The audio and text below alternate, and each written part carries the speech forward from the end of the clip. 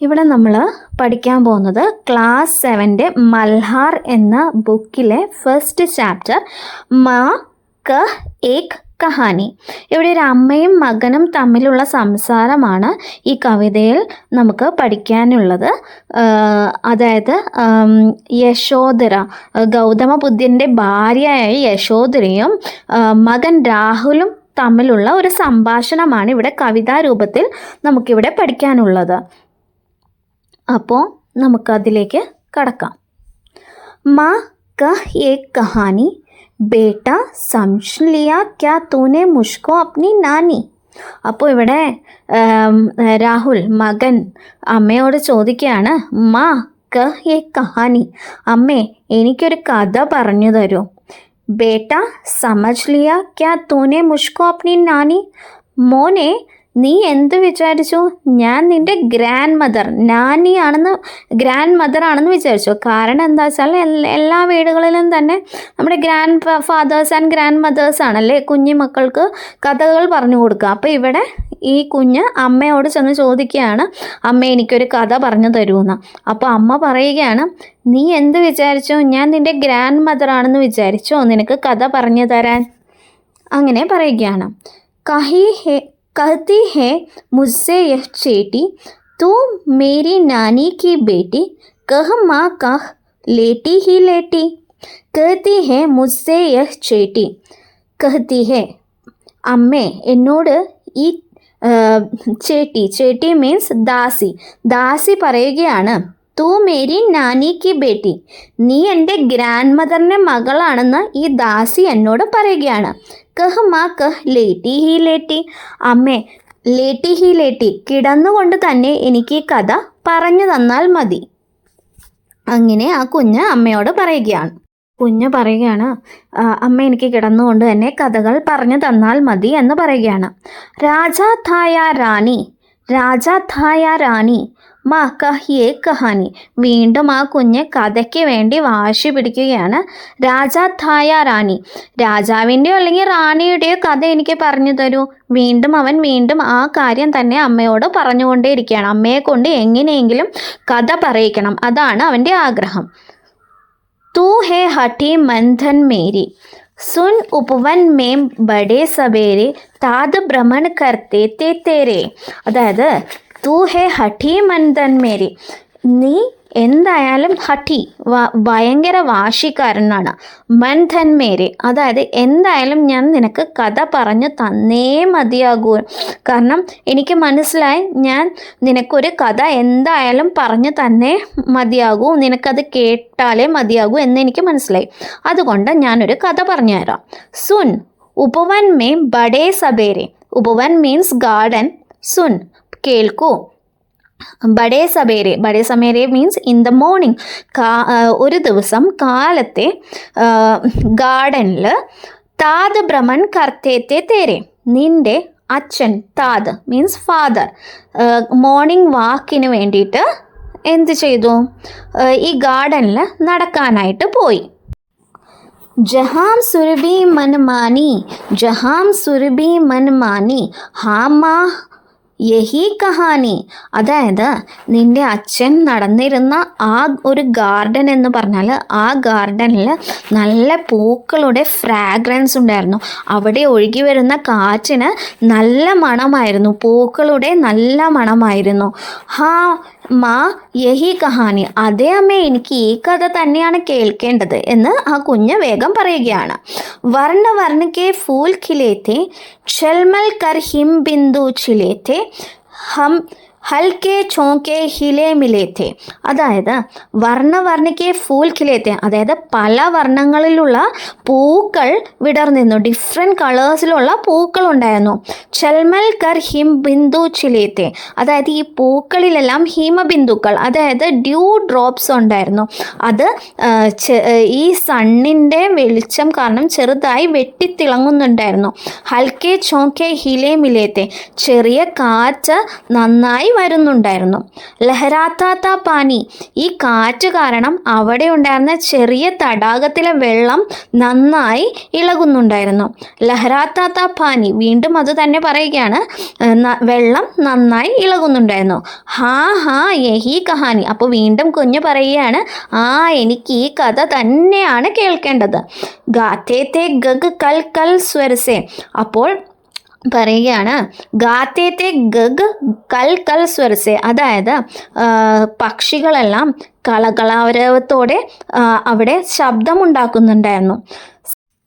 സഹസ ഏക് ഹംസ് ഊപ്പർ സെ ഗിര ബിദ്ദ ഹോക്കർ ഘർഷർ സെ, അപ്പോഴാണ് പെട്ടെന്ന് സഡൻലി ഏക് ഹംസ്, ഒരു ഹംസം, ഒരു സ്വാൻ, ഊപ്പർ സെ ഗിര, മുകളിൽ നിന്നും ആകാശത്തു നിന്നും താഴേക്ക് വീഴുന്നത്.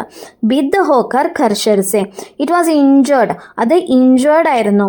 ഒരു ആരോ കൊണ്ട് അതിൻ്റെ ഒരു വിങ് അതിന് ഇഞ്ചേർഡ് ആയിട്ടാണ് അത് താഴെ വീണത്. ഹുയി പക്ഷിക്ക് ഹാനി കരുണാഭരി കഹാനി, അങ്ങനെ ഒരു പക്ഷിയെ അവിടെ ഇഞ്ചേർഡ് ആയിട്ട് വീണിരിക്കുന്നു. വീണ്ടും ആ വേർഡ് തന്നെ പറയാണ്, ഹുയി പക്ഷിക്ക് ഹാനി, അങ്ങനെ ഒരു പക്ഷി അവിടെ ഇഞ്ചേർഡ് ആയിട്ട് വീണിരിക്കുന്നു. കരുണാഭരി കഹാനി, വളരെ കരുണ തോന്നുന്ന ഒരു കഥയാണിത്. അപ്പോൾ കുഞ്ഞാണ് അത് പറയുന്നത്, വളരെ കരുണ തോന്നുന്ന ഒരു കഥയാണ്.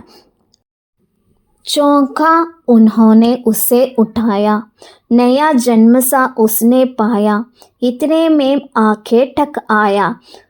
അതായത് ചോക്ക ഉന്നോനെ ഉസെ ഉട്ടായ, അതായത് അദ്ദേഹം പെട്ടെന്ന് ആ മുറിവേറ്റ് കിടന്നിരുന്ന ആ ഹംസത്തെ പോയി തൻ്റെ കയ്യിലെടുത്തു. നയാ ജീവൻ സാ ഉസ്നെ പായ, അദ്ദേഹത്തിൻ്റെ കയ്യിലേക്ക് എത്തിയപ്പോൾ ഈ ഹംസത്തിന് ഒരു പുതുജീവൻ കിട്ടിയതുപോലെ തോന്നി. കാരണം അദ്ദേഹം അതിൻ്റെ അമ്പെല്ലാം ഊരി കളഞ്ഞ് അതിനെ ശുശ്രൂഷിക്കാനായി തുടങ്ങി.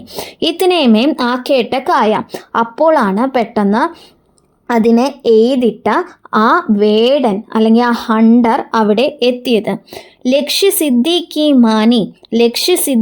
മാനി കോമൽ കഠിൻ കഹാനി, അതായത് താൻ എയിം ചെയ്ത് താൻ എയ്തിട്ട ആ പക്ഷി തൻ്റേതാണ് എന്ന് ആ വേടൻ വന്ന് വാശി പിടിക്കാൻ തുടങ്ങി. കാരണം ആ വേടൻ എയ്തിട്ട ആ ജീവി അയാളുടേതാണ് എന്നുള്ള കാര്യത്തിൽ അയാൾ വാശി പിടിക്കാൻ തുടങ്ങി. കോമൽ കഠിൻ കഹാനി, അപ്പോൾ കുഞ്ഞ് വീണ്ടും പറയുകയാണ്, വളരെ കോമളവും കഠിനവുമായ ഒരു കഥയാണിത്. മാങ്ക ഉസ്നെ ആഹത് പക്ഷി, ആ മുറിവേറ്റ ആ പക്ഷിയെ ഈ വേടൻ ചോദിച്ചു കൊണ്ടിരിക്കുകയാണ്. തേരെ താത് കിന്തു തി രക്ഷി, പക്ഷേ നിന്റെ അച്ഛൻ ആ മുറിവേറ്റ പക്ഷിയുടെ രക്ഷകനായിരുന്നു. തബ് ഉസ്നെ ജോ ഥാ ഖഗ് പക്ഷി, പക്ഷേ ആ ഖഗ് പക്ഷി, അതായത് താൻ എയിം ചെയ്ത ആ പക്ഷി, അതായത് ആ വേടൻ എന്ന് തന്നെയാണ് അതിൻ്റെ അർത്ഥം, ഖഗ് പക്ഷി. ആ വേടന് ആ പക്ഷിയെ വേണമായിരുന്നു, അതിനുവേണ്ടി ആ വേടനും വാശി പിടിച്ചു. ഹട്ട് കർനെ കി ഠാനി, രണ്ടുപേരും അങ്ങോട്ടും ഇങ്ങോട്ടും വാക്ക് തർക്കവും വാശിയുമായി. അബ് ബഡേ ചെലി കഹാനി, അങ്ങനെ ആ കഥ മുന്നോട്ട് പോവുകയാണ്.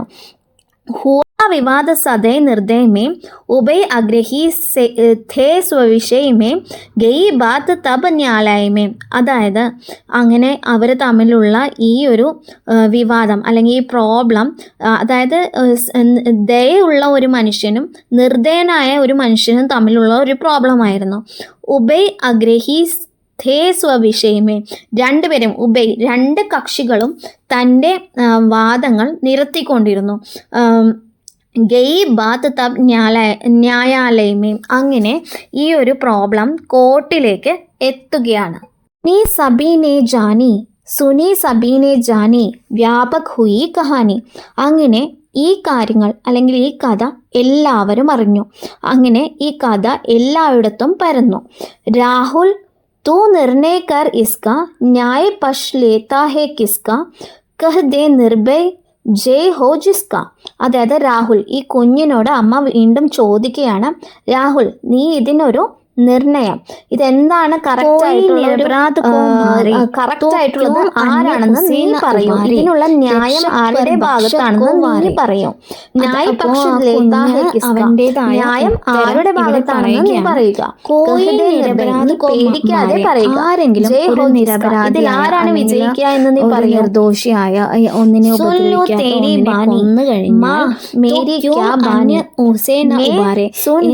അവന്റെ പക്ഷം കുഞ്ഞ് വേഗം കാണിക്കുന്നത് ആര്? അവന്റെ പക്ഷത്തെ പറയുന്നത് കഥ പറയുന്നത് ഞാൻ കേൾക്കുകയാണ്. പറയാനാണ് ആരാണ് അവന്റെ ഭാഗത്താണ് അമ്മ പറയുന്നത് കേൾക്കുകയല്ലേ. ന്യായം ദയയുടെ കൂടെയാണ്. അങ്ങനെയാണ് ആ കുഞ്ഞ് അതിനുള്ള ഉത്തരം പറഞ്ഞത്. തൻ്റെ അച്ഛൻ്റെ ഭാഗത്താണ് ന്യായം എന്നാണ് ആ കുഞ്ഞ് അവിടെ പറഞ്ഞിരിക്കുന്നത്. തൂനെ ഗുനി കഹാനി.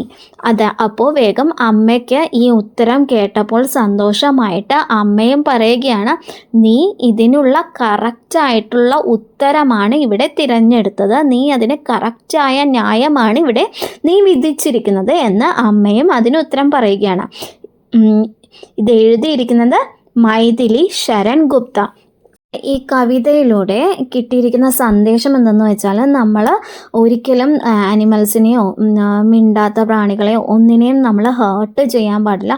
ഇപ്പോൾ അവർ അങ്ങനത്തെ ആനിമൽസോ അങ്ങനെ എന്തെങ്കിലും ഇഞ്ചേർഡായിട്ട് നമ്മൾ കാണുകയാണെങ്കിൽ നമ്മൾ അവരോട് കൈൻഡ് ആയിരിക്കണം എന്നുള്ള ഒരു മെസ്സേജാണ് ഇവിടെ നമുക്ക് കിട്ടുന്നത്. ഇത് നമ്മൾക്ക് എഴുതിയിരിക്കുന്ന ഈ കവിത എഴുതിയിരിക്കുന്നത് മാ കഹിയെ കഹാനി എന്ന് പറയുന്ന ഈ കവിത എഴുതിയിരിക്കുന്നത് മൈഥിലി ശരൺ ഗുപ്തയാണ്. അദ്ദേഹത്തിൻ്റെ യശോധര എന്ന് പറയുന്ന ഒരു കൃതിയിൽ നിന്നുമാണ് ഈ കവിത എഴുതിയിരിക്കുന്നത്. യശോധരയും രാഹുലും തമ്മിലുള്ള സംസാരമാണ് ഈ കവിതയിൽ നമുക്ക് കൂടുതലും കാണാൻ കഴിയുന്നത്. ഇദ്ദേഹം മൈഥിലി ശരൺ ഗുപ്ത 1886 to 1964 വരെയാണ് ജീവിച്ചിരിക്കുന്നത്. ഇദ്ദേഹം ഝാൻസി ചെർഗാവ് എന്ന് പറയുന്ന ഉത്തർപ്രദേശിലുള്ള ഒരു സ്ഥലത്താണ് ജനിച്ചിരിക്കുന്നത്. അദ്ദേഹം 15-16 വയസ്സുള്ളപ്പോൾ തന്നെയാണ് കവിത എഴുതാൻ തുടങ്ങിയിരിക്കുന്നത്. ആദ്യം ബ്രജഭാഷയിലാണ് കവിത എഴുതിയിരുന്നത്. പിന്നെ അദ്ദേഹം സ്വതന്ത്ര സമരത്തിൽ കവിതകൾ ഒരുപാട്, ദേശപ്രേമത്തിന് വേണ്ടിയിട്ടുള്ള കവിതകൾ ഒരുപാട് രചിച്ചിരുന്നു. രാഷ്ട്രകവിയാണ് അദ്ദേഹം. നമ്മുടെ രാജ്യത്തിന് രാഷ്ട്രകവിയാണ് അദ്ദേഹം. इनकी ख्याति सर्वाधिक थी. इसकी अधिकांश कृतियाँ भारत के धार्मिक, सांस्कृतिक, ऐतिहासिक और राष्ट्रीय चेतना के स्वर है. ഇദ്ദേഹത്തിൻ്റെ കവിതകളിൽ കൂടുതലും സാംസ്കാരികവും രാഷ്ട്രീയപരവും ഐതിഹ്യപരവുമായ ഭാരതത്തിൻ്റെ കാര്യങ്ങളെക്കുറിച്ചാണ് അദ്ദേഹം പറഞ്ഞിരിക്കുന്നത്. സാകേത്, ഭാരത് ഭാരതി और യശോധര ഉൻകി കാവ്യകൃതിയും ഹെ. ഭാരതി, അതേപോലെ സാകേത്, അതേപോലെ യശോധര, ഇതെല്ലാം അദ്ദേഹത്തിൻ്റെ കാവ്യകൃതികളാണ്. ഈ വീഡിയോ എല്ലാവർക്കും ഇഷ്ടപ്പെട്ടു എന്ന് വിചാരിക്കുന്നു. അപ്പോൾ എല്ലാവരും കമൻറ്റ്സ് ചെയ്യുക, അതുപോലെ എല്ലാവരും ഒന്ന് സപ്പോർട്ട് ചെയ്യുക. താങ്ക്